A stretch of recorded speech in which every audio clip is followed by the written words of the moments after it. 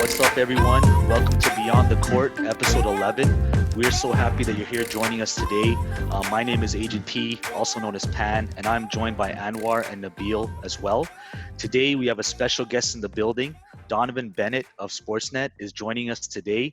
Donovan's many roles with Sportsnet include being a feature host, producer, and radio host. He has been a member of the Sportsnet team since 2013.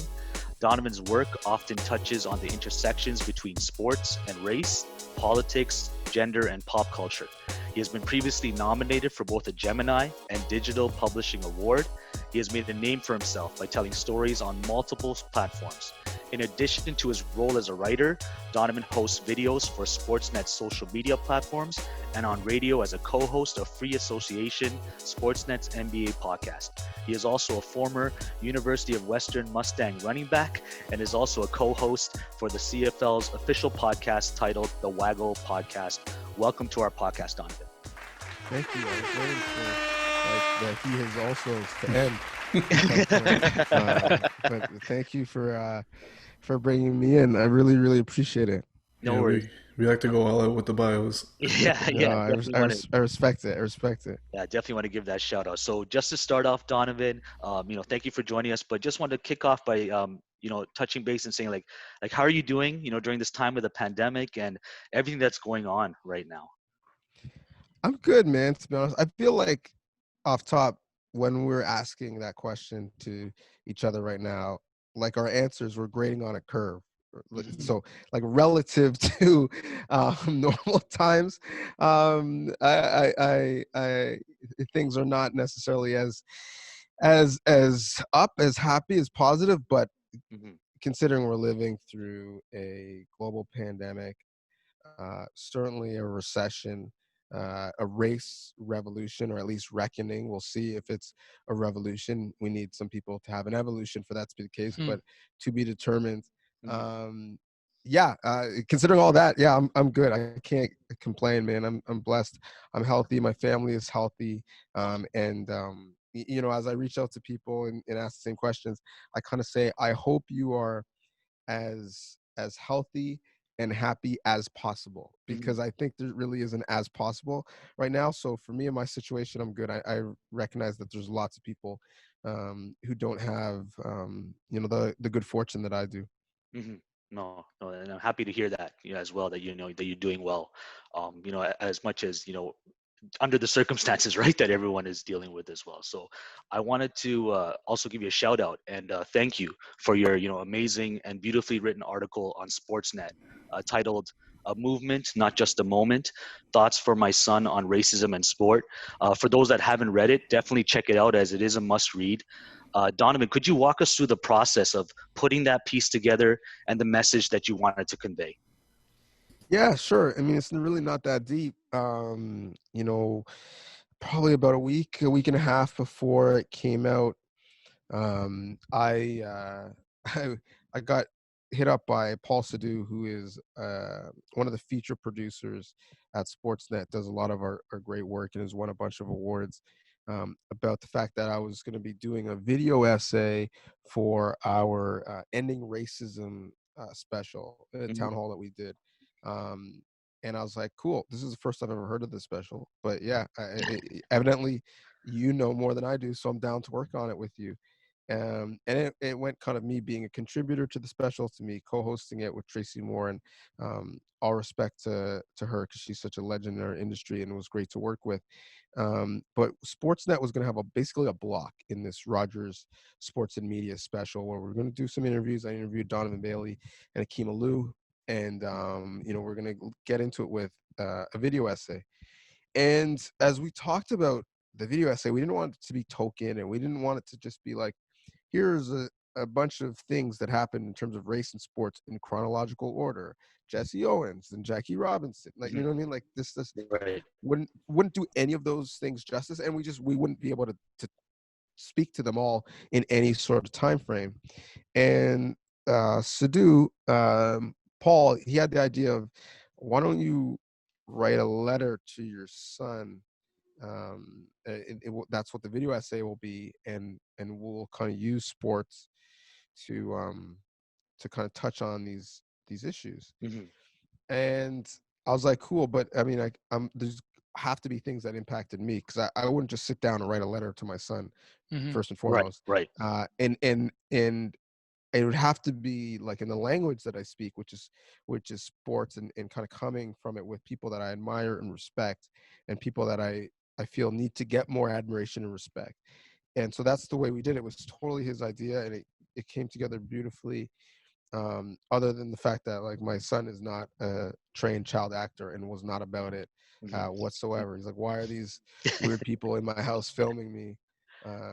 And so so that was the essay, and I had more to write than we really had time to put Mm. in the video essay. And so I kind of just reached out to Evan Rosser, who's my managing editor on the Sportsnet article side, and Gary Mello, who manages our website, and said, would you guys be interested in, like, a print version of this, a written version, because there's some stuff that I left, like, on the cutting room floor that just didn't fit in the video piece. And they're like, yeah, sure. And we kind of tweaked it a little bit to make sure that it read a bit better online. But that was just the genesis of it. Like, literally the header image of that article is a screen grab from the video, and Mm. just the camera is so dope that it looks like, it's a well taken photo. But yeah, that's the way it came to him. It's not something that I set out to do, or I had this burning, passion to do. It was literally us trying to solve a problem in, like, Right. how can we do a video essay in 2 minutes and 30 seconds, and we ended up fighting for 3 minutes and 30 seconds, that talks about race and sport, and do it justice. I don't think we can. We could execute this essay. And then I was like, I am very West Indian, and very much a minority, in the sense that, like, I try to get literally every piece of value out of anything that I'm doing. Hmm. And so, like, many people from with ethnic backgrounds from places from afar, that, like, you find a way to, like, eat the whole animal, if you Yeah. will. And so I was for this piece, I was like, well, if I've already done it and I've already written it, can this work as an online piece? As I'm always trying to think multi-platform, and it worked out. And it's funny because some people come to me and they saw the video, and other people come to me and they only saw the article. Hmm. But the sentiments that people have are the same regardless. And so that's something that has been really, really touching to see, to be honest. Hmm. And during within the article itself, like, you quote Nelson Mandela, by stating, Mhm. sport has the power to change the world. Just want to get your thoughts, as we've seen the recent, release of the NBA schedule as play is set to resume in Orlando. How do you feel about the restart? Do you feel that it's too soon or premature based on everything that's going on in the world at this time? Yeah, great question. And I think this is what happens in movements, right? Whether it's the Me Too movement, or the LGBT community and the Pride movement, or the original civil rights movement. You have different people who have different opinions on how to get a outcome and how to affect change. And so they may agree on the starting point and the end point, but the path to get there, they disagree on, which is fine. And Martin Luther King and Malcolm X did not agree on everything. They didn't agree on many things, and philosophically they certainly didn't agree, but we needed them both. Hmm. And so when we talk about restarting the NBA, I understand where Avery Bradley or Dwight Howard or Kyrie Irving are coming from, because as I said to the homies Tim and Sid, you know everyone who says stick to sports, their reason is, well, you're my distraction. And Mhm. at some point, like, I don't really want to be your court jester anymore, right? Like, if Right. you don't value my life, maybe I shouldn't be distracting you. Maybe we all need a little bit more focus on the issues that really, really matter. And in this period, the pandemic has given us a chance to actually focus for once without sports and without a lot of things that we've taken for granted. Hmm. So I totally get that aspect of it, and you do need the radical side of things to create change. But I do, on the flip side, understand if you're Chris Paul or LeBron, who say sports is super powerful. It's the platform that I've been giving, and I'm going to use that platform to impact people and force them to listen to me. So if the NBA comes back and and these are just some things that have been talked about, if they have little vignettes in Right. commercial breaks where guys are talking about their situations that they've dealt with in terms of racism or they've dealt with in terms of the police, um, that would be impactful. If guys are wearing causes on their jerseys, Hmm. that would Right. be impactful. I said, man, if one of the Raptors wore something that honored and brought light to the missing and murdered Indigenous women and girls Hmm. in our country, that would be huge because it's not something that we readily talk about, but Right. we'd be forced to talk about it. And we, the North, would mean something totally different in that moment. So I do Wow. understand. I do understand how it could be a really impactful thing if they do use that platform. My real fear in terms of sports coming back is not necessarily the racial pandemic; it's the COVID-19 Right. coronavirus Right. pandemic, with cases going through the roof, and day after day after day.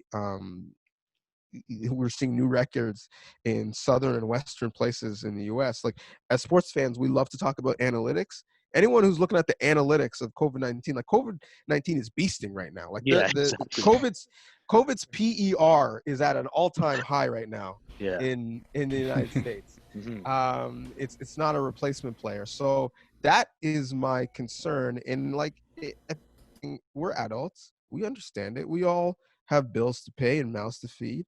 And if leagues just kept it 100 and say, listen, I know, guess what? We fatigued of waiting and it's not safe, but for the health of our business, we need to come back. Anyone who comes back is taking a calculated risk. We're going to do our very best. We Right. get it. But I think leagues are trying to tell us two things, trying to tell us it's really important for sports to come back for you. Oh, but we're only going to do it when it's safe. When really that's neither of those things are necessarily true. So Exactly. so that's my main concern in terms of sports coming back. Is the actual health and safety of, forget about the players, right? Because who are those people going into the bubble in Orlando that have to feed the Right. players and then go back into their communities? Hmm. Hmm. What how many massage therapists for the Raptors had the COVID-19 before we shut the league down? I guarantee you the amount is not the same amount of players that has to get it before they shut the league down. And if we were in a philosophy class and we were talking about ethics, we would all agree that morally, like, one life Right. is valued the same way as another one is. Yeah. So Definitely. just because LeBron James is 35% of the salary cap doesn't mean that we should worry about his health factors more so than the people that are allowing him to do his job. So that's mainly my concern is Hmm. if you know some of the support staff get it. Mhm. What's the recourse there? I have a buddy. His name's Moose. He runs the clubhouse for the Blue Jays. Right. And as much as I want to see the Blue Jays play, and I'd love for them to, be back at it, I don't want to see him risking his life or his family's life. And so if we're using the Blue Jays as an example, even though this is a ball podcast, we're left with only bad choices. They Hmm. play in Dunedin, an area that is rampant with COVID-19, and the players and the staff, they're at risk. Okay, fine, we're not going to do that. They're going to come to Toronto, and then we're just going to forget that people coming into the country have to quarantine for 14 days. And then all of these baseball players who have been in all of these hotspots in the U.S. for the next 4 months are going to come here to Toronto. Like either way, it's not really a good look. So that is my greatest concern. Lastly, because I understand that I'm filibustering on this question, like I'm a political candidate. Um, the when when the outbreak started, and I'm like the alarmist in my family or my circle of friends, like everyone has one on the group chat that's just the Right, person right. who's Yeah. always the alarmist for everything. That's me. I'm that guy who's sending the links like with the emojis with the open wide eyes. Like that's me. So I've been tracking it for longer than people who just started to pay attention when Rudy Gobert touched a bunch of microphones. And so when the March Madness tournament was still planning to be run, Mhm. I was the one looking around being like, I'm sorry, am I crazy? But are we going to have huge fan bases flying from all across the country, going to the hotels and going to arenas and not really cleaning those arenas in between games? So fan bases leave and come. And we're going to do that for like 2.5 weeks. Like there's no way we're doing this, right? Mhm. So at that point, I was like, am I crazy? And then of course, everyone had common sense and everything was shut down. Right. I'm back at that place where I'm thinking, I'm sorry, am I crazy? Like, are we talking about like NFL having a season Yeah. with where if you're a defender, the express goal is to not socially distance. Like Mhm. everyone wants to get together and get around the football all of the time. Are you going to change the sport? Are we going to have no huddles? Are we going to have no pylons? If there's a fumble, it's just like cool. You can't jump on someone else to get the ball. All of these things are issues. How do you practice? How do you socially distance practice? You're going to practice the offense for an hour and then the defense. Well, doesn't the offense need to practice against the defense and vice versa? All of these things I'm thinking right now, am I crazy or is just no one else seeing this? But I think at this point, again, a lot of people need to be made whole. And that's I don't want to sound holier than thou. That's broadcasters included, right? Like there's people Mhm. who if sports didn't exist would lose their job. So I Right. don't want to act like I'm not a benefit, but I still am looking at this logically and thinking this does not seem wise. Maybe you're just going to knock on wood and hope you get through it without an issue. But man, we're going to have some hard conversations, not just as leagues, but as a Mhm. society on what we want to do before we have a vaccine. Because maybe you make it through 4 months if you're the NBA and you don't have a huge issue. Great. You have like a month in between seasons. What are you going to do for the 2021 season? Right. Exactly. So these are the theoretical conversations that I think we need to start having, Mhm. unless all of a sudden the virus just goes away. But it's not going to without things like different procedures or different legislation. The virus is not just going to be like, no mas, I quit, I'm good, I'm done. Right, right. We have to actually make sure that's the Right. case until we have a vaccine. For sure. I'm sure I didn't answer your question, but that's my No, thought. I think you dove right into it, right, Donovan? Like just the risks, and I think even us talking amongst it as a group together as well. Like when you even see like these subtle percentages rising as well, and those that are in the bubble right now, and just even the risk that's attached to like this virus is like rampant in like Florida, and like the Raptors are going to training camp, and like it's almost like they were like initially like sent over there, and it's like you just the risk that's rampant. Like is it really necessary to have this season at this time as well? So that's even us discussing it as a ball podcast, and just even as general public just wondering, even piggybacking off what you said. So Yeah, I mean, I love LeBron. I want to see him go for a triple double, but it's not an essential service. No, I no, know, yeah. and there are sub economies that certainly thrive and need sports for the health of their business. But if the entire league is in a bubble, in quarantine, in one place, the league coming back doesn't help those sub economies. Doesn't help right.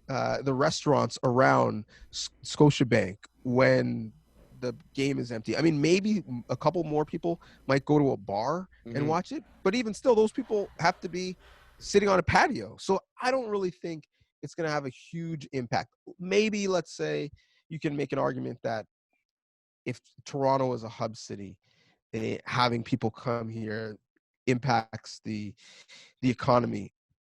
Maybe I tend to disagree. I don't think that at the end of the day, the the Four Seasons or the Westin Harbor Castle is their profit margins when we look at it over a year, 5-year, 10-year span, is going to be changed that much because Toronto was a hub city for a couple weeks. And Mhm. all of those businesses have to reimagine what the future of their business is anyways. So I don't know if it's worth the risk, but at the end of the day, I'm only one man. Right. I think even this next question, I know we had listed it down, but like even hearing your thoughts on, that it is a risk as well. Like I guess maybe as the weeks get closer and closer to this NBA restart, I guess even like the narrative and the topics that are being discussed within sports media are going to shift to like, okay, the Raptors being able to defend their championship, or like, how do you like the Raptors' chances?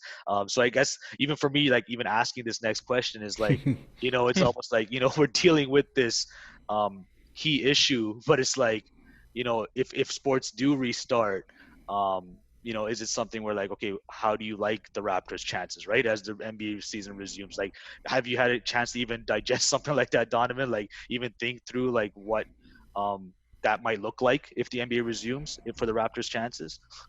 Yeah, it's a fair question, and I do think people can, you know, watch documentaries and watch comedies. Like people can have more than one thought. You can really, really want the Raptors to do well, Hmm. even if you're not sure if basketball should be played at all. And so I don't think people should be shamed for wanting to have basketball conversations. This just the same way if people can't really focus on basketball right now, I totally get that as well. In terms of the Raptors, I in a weird way, I'm more bullish about the Raptors' chances going far, making noise, winning a championship, however you want to call success. I'm more bullish about it now than I was in March, whenever the season was Right. over. Right, I, right. I, for a couple of reasons. One, like this whole thing is going to be a glorified AAU tournament, Basically, and I yes. do think that the Raptors, like, let's just look at how they're built from a culture standpoint. No egos. No, your role changes all of the time. Cool, get with it. They're almost like a collegiate team, like a college team. Like they're pretty tight knit. They're very easygoing. Like the biggest story about them was Serge and OG fighting about who put who on scarves, The right? Like they're stars, yeah. just kind of like they're just kind of like a group of dudes who love to represent and put on for each other. And Nick Nurse, he can legitimately say, okay, I'm going to try something. It might be crazy, but let's do this. And they'll all ride with it. Mhm. Boxing one in the finals. Okay, sure. Pull, picking up full court press in NBA games. Like, when have we seen that since Patino? But they're like, yeah, okay, sure, we can do this. Chris Boucher, out of nowhere, you're going to play some big minutes. Okay, yeah, I'm ready. And Yeah. so and there's no animosity. O'Shea Brissett out of nowhere, you're gonna play some big minutes. Okay, cool. And so I do think that in this situation where everything is going to be an adjustment, and it's going to be more of a mental exercise than even a physical one. I think Hmm. they're in a great place because from the organization, from top to bottom, they're already always thinking differently. They're already thinking, okay, well, we have a diverse group, diverse minds. Let's not do things the way everyone else does them. In fact, coming out of Canada, we know some things work against us. We have to think differently to be better than other people anyways, because if Right. we think the exact same way, we're not going to get as good results as everyone else because we don't have the built-in advantages. So I do think this is a great actually opportunity for them as an organization, as in a culture, to flex their muscles. The other piece is, I mean, let's be honest, some of it is physical and Mhm. it's health. You're going to be asked to play back-to-backs for sure. You're going to be asked to play at some weird times. You're going to have some 2 o'clock and midday starts, Right. and you're going to be asked to be a professional and take care of your body for the last couple of months when no one was watching, and make sure you do your due diligence, not just in terms of your physical body on the court, but also be smart in terms of not contacting the virus and putting yourself and your teammates in Hmm. jeopardy. And if we were betting on one medical group, like, are we not drafting Alex McKechnie in the Raptors first? A Exactly. hundred Absolutely. percent we Definitely, are. Every time. A definitely. Every time. 100% we are. Yeah. So when we're putting a real focus on everything health and medical, okay, thank you. I'll take the Raptors in that standpoint. And then look at the Raptors throughout this year. No team lost more win shares due to injury than the Toronto Raptors. Mhm. Now they rode through it because of that depth and because of that flexibility. But now all those guys who were hurt had time to heal. Norm Powell in his 800 injuries had time Right. to heal. Yeah. Marc Gasol, who had a hamstring that was about to fall off, not only was it okay, he went and he got skinny Yeah. over the break. Kyle Lowry, we know what's the question with Kyle every year is what is his body going to be like at the end of the season? How much does he have left in the tank? The wrist, elbow, what's the issue going to be this year? Now he's had time to rest. But more importantly, one of my fears was that Nick Nurse was actually running him too hard, that he was in the top 5 in terms of minutes when he shouldn't have been coming Right. off of a championship. And Gasol was high in minutes coming off of playing international basketball. Now those guys had a bit of a reset. They can press Control Alt Delete, but as veterans, knowing that another championship changes their legacy and they're for sure Hall of Famers if they get one, now it's just a sprint to the finish and they're healthy. Even a guy like Pascal Siakam, who's young, who has so much energy, I had real concerns that his load is so much bigger. You're asking so much more of him. Not only is he playing more minutes, he's playing harder minutes. You're asking him to be the focal point of the offense, to be a distributor and a scorer all the time. I wasn't sure how that was going to play out in terms of the rest of his season and if he was going to hit a wall. He has had time to rest. So I honestly think the way this shapes up, other than the fact that Adam Silver and company gave them like the hardest schedule they could have thought of. Right. Hardest, the hardest. Yeah. Lakers opening day, right? Yeah. Honestly, other than that, they're just playing like a murderer's row. Luckily, they have 3 games up on Boston. Right. I think this shapes up beautifully for the Raptors. And even the fact that they're down there early and they can acclimate themselves, they can get ready. They have a training camp before the training camp. Right. It is an unintended consequence, but I think it's a great one. And so when the rest of the league gets down there and is starting to figure out how this thing is going to work, granted, it'll be a different hotel, it'll be a different site. They'll be accustomed to where they are, and it won't be training in terms of dealing with this new reality. It would just be training in terms of, okay, let's get ready for this literally AAU type season that we're about to endeavor. In terms of like just the Raptors being able to replicate, last season's success, which culminated in the championship, who would you say, Donovan, is like maybe the team's biggest X factor in this AAU type tournament that can get them over the hump or get them, close to whether it's, representing that we're the representatives in the Eastern Conference or, just making a deep, deep run? Oof, that's a great question. Let me go with OG Anunoby.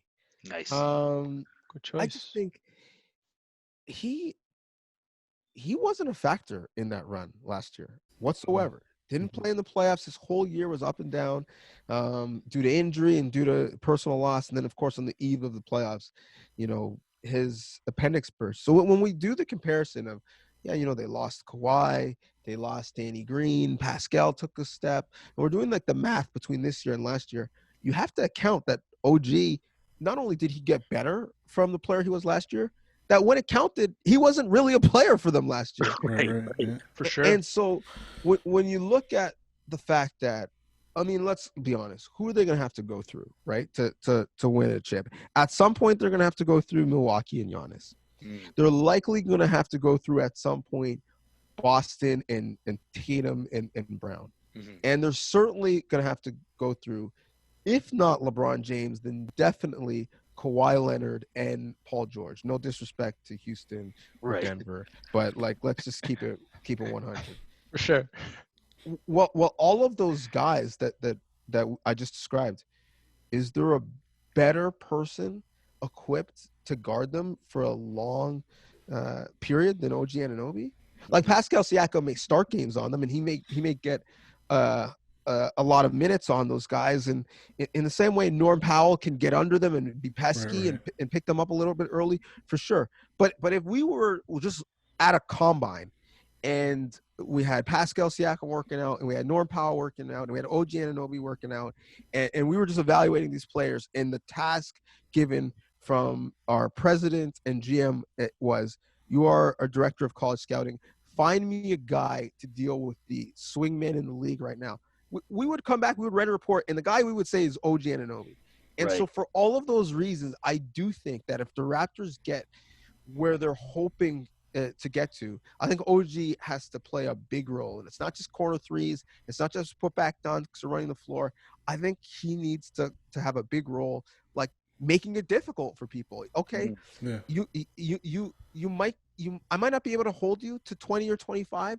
You might get 35, but it's going to be on 35 shots. 35 shots. You're going to work for it, and you're going to be dead tired afterwards. And guess what? We're going to be seeing you in a day or two again, and you're going to have to do that all over again. And so not only physically are you aware of that, but mentally you're aware of, I'm going to be checking you. There's going to be no facial expression on my face whatsoever. No matter if you score or you brick it or I block your shot, I'm keeping it the exact same. And I do think he could be a presence in that sense. Absolutely. Nice. Yeah. Donovan, what do you feel about early finals prediction? Who's representing in the East and in the Western Conference, if you had to pick right now? I mean, listen, you're not gonna have me out here choosing anybody but the Raptors. Like, I'm not trying to get ratioed. 100 for sure. 100, that's the pick. After I just went on for like a good 15 minutes about how good they are, you're not gonna have me being like, oh, Coach Budenholzer and those Bucks. So I'll say the Raptors off top, and then coming out of the West, if I was just like playing on 2K, I would pick the Clippers, right? They got depth. They got guys with different roles. They got a coach who's been there and won. And I really don't trust the Lakers coaching staff, because it's not a good sign when your assistant coaches want your job. Like, that's in any business or industry, that's not a great look. However, I just feel like, given a small window where, again, it's just a sprint to a chip, and LeBron has been aware exactly of when the league was going to come back, how, and where, longer than most players, because he's got the plug in Chris Paul, and he has the exact same gym that he has the facility. He has the exact same gym in his house, like square footage, the exact same, just so his movements are the same. Right? This is a guy who spends $1 million on his body a year. Right. And right. so this whole period, his at-home workouts didn't change. The exact same workouts he had in El Segundo at the Lakers facility, he had at his house. He just did them with Bronny instead of AD. and so knowing that, I'm just like, man, I honestly think, like, he has it in his head, knowing, and also, like, notice, like, he's done things, right? He did the graduation thing. He's done the more than a vote thing. Yeah. Not to dismiss them as small things, are obviously massive, but he's done some things.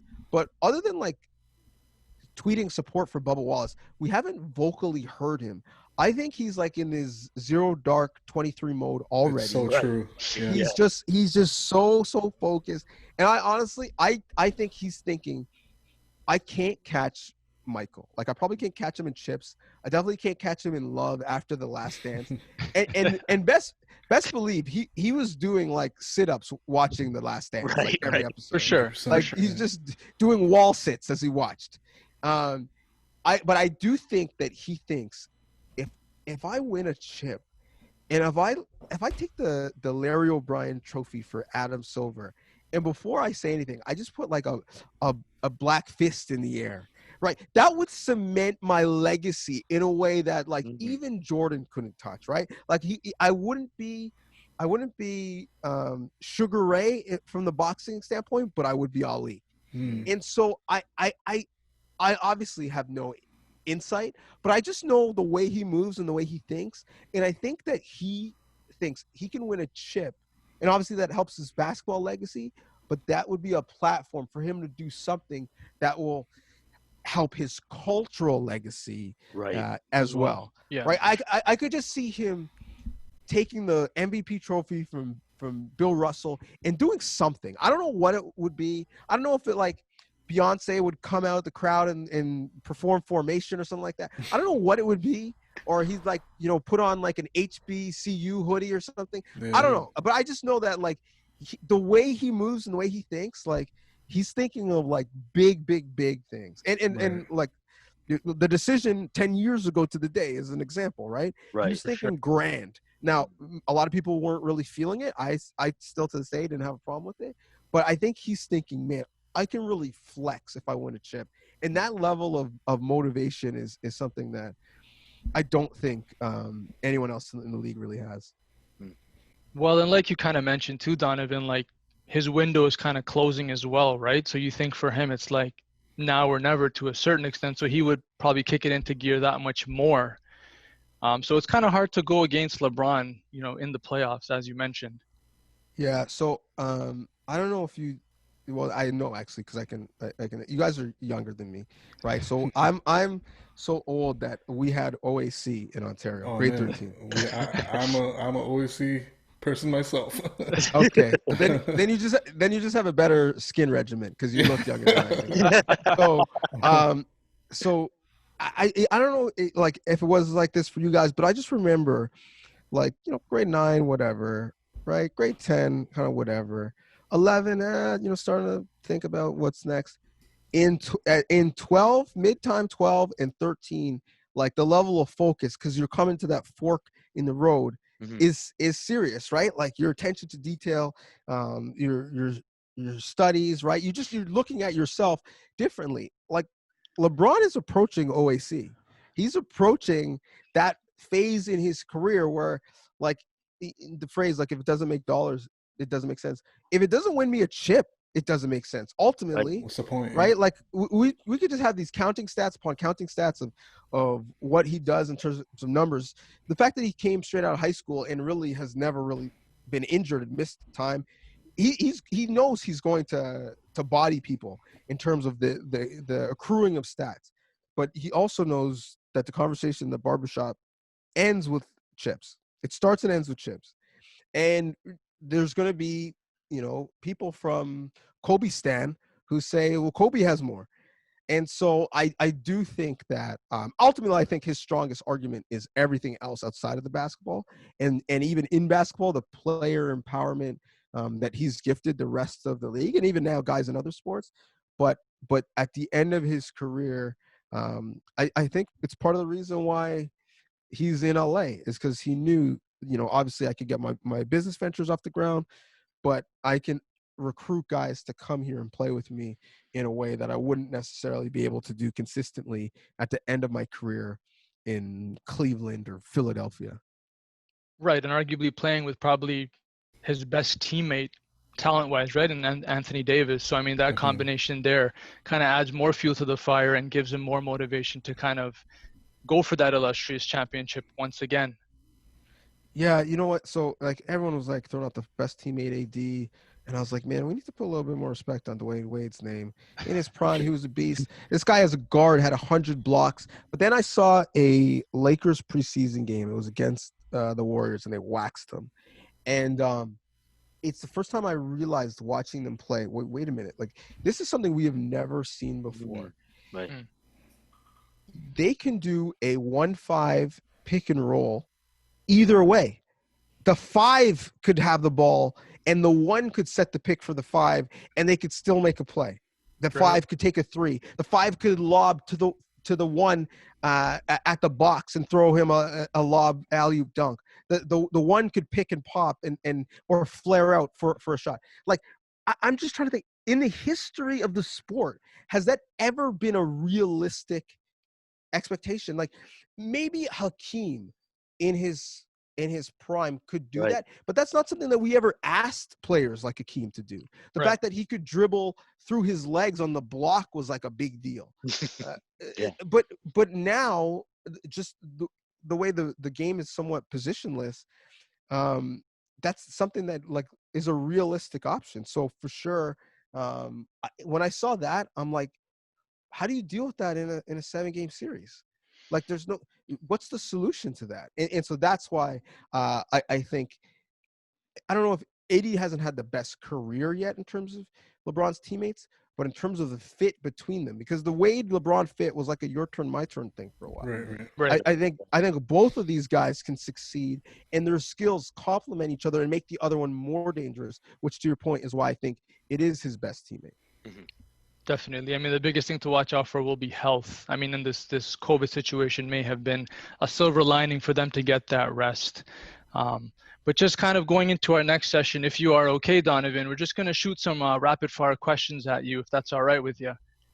It is all right. Although I should warn you, I have 10% battery on my laptop. All right, we'll keep it quick. It's up to you. Do you want me to run and get a charger, or do you want to just do it off the top of the dome right now? It's honestly up to you. Whatever works for you.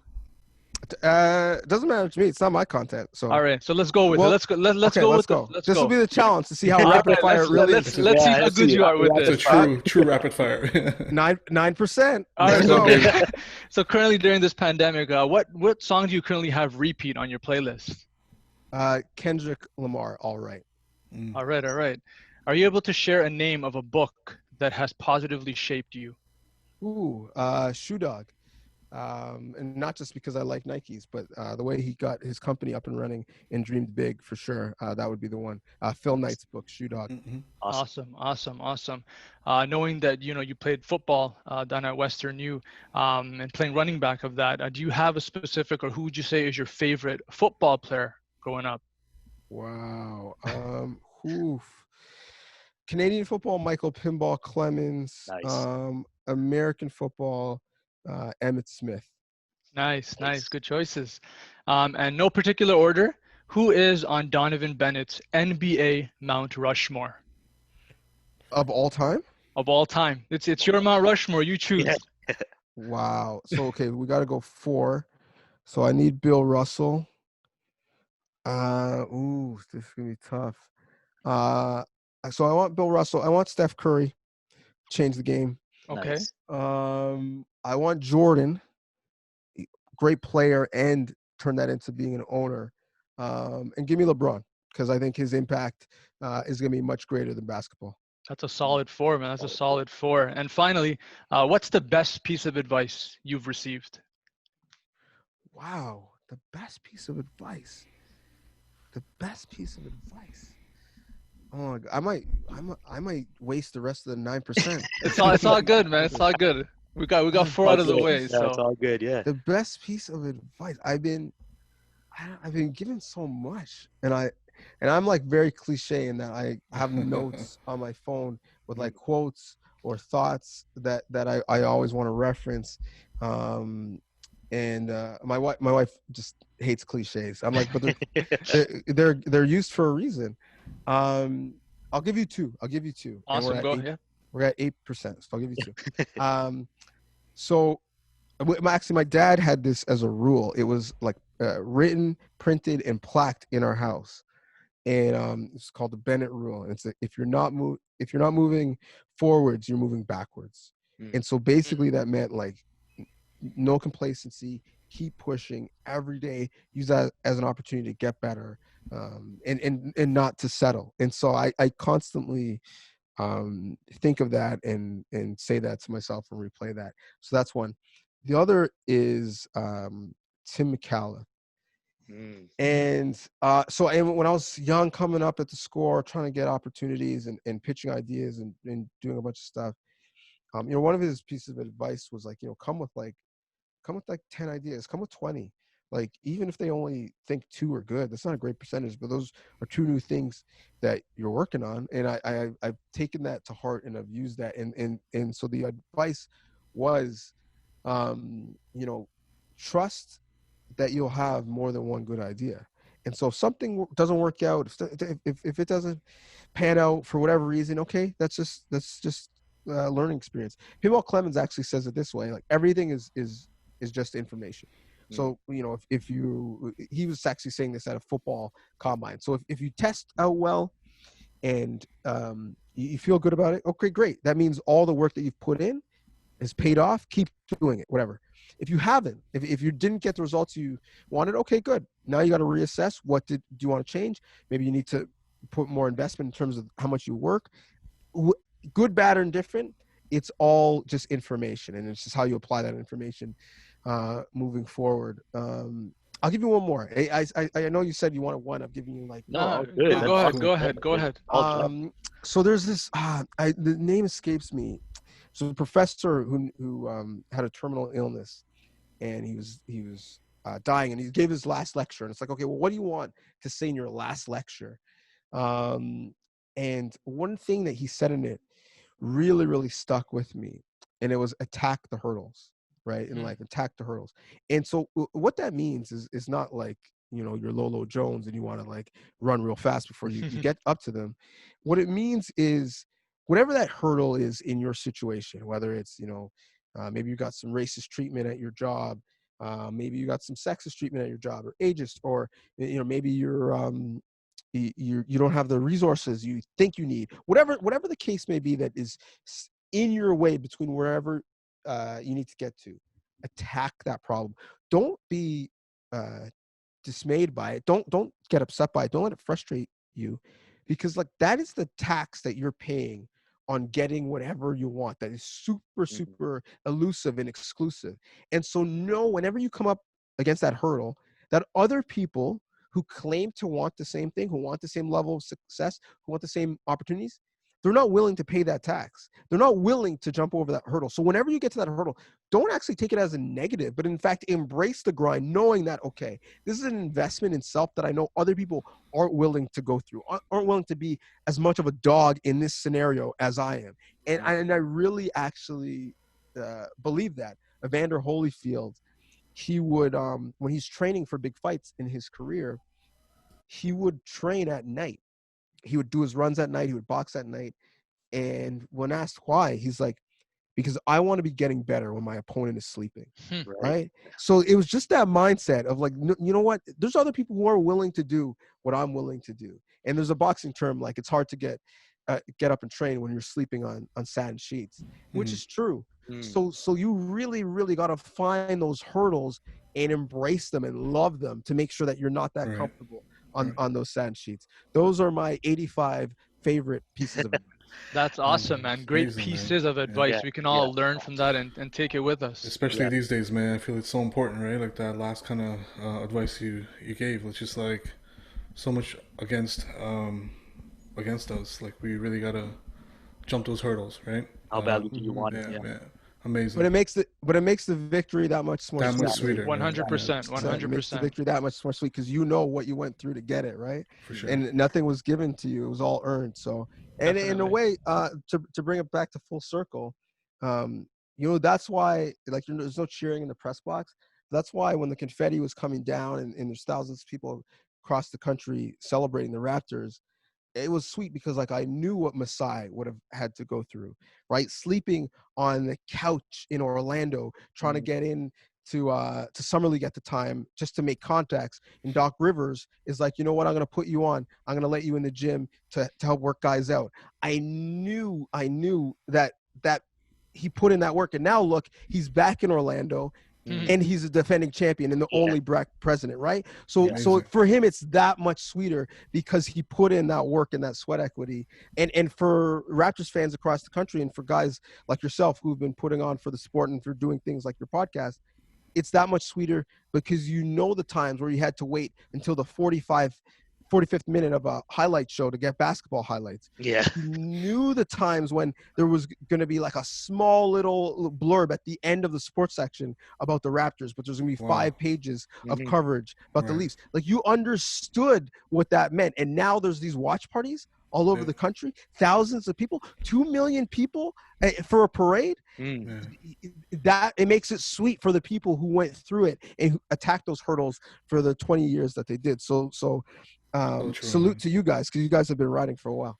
Awesome. Definitely, Thank you so much, Donnovan. I mean, so awesome and such inspirational pieces of advice as well. As we're getting to the tail end here, where can our viewers and listeners, Donnovan, stay connected to what you're doing at Sportsnet and even on your Instagram? What are some things you can even plug and promote that's upcoming on your end? It was real pressure for me to get this in with 4% battery left.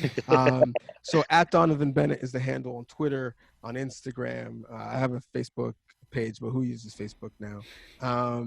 Sports on Pause is a podcast I do with Richard Dice about the intersection between COVID-19 and sports, something we talked about. I hope that podcast doesn't exist soon, so I hope that we get through this COVID-19 pandemic Free Association is the ball podcast where I talk about basketball. The convos are fun, not nearly as fun as this, but give a listen, a subscribe, and share.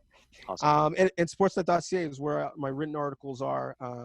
So make sure you check in there, because I'm trying to tackle these topics with the written word as well. Amazing. Awesome. Thanks so much, Donnovan, for taking the time to just spend time with us, and we hope we can do this again in the future as well.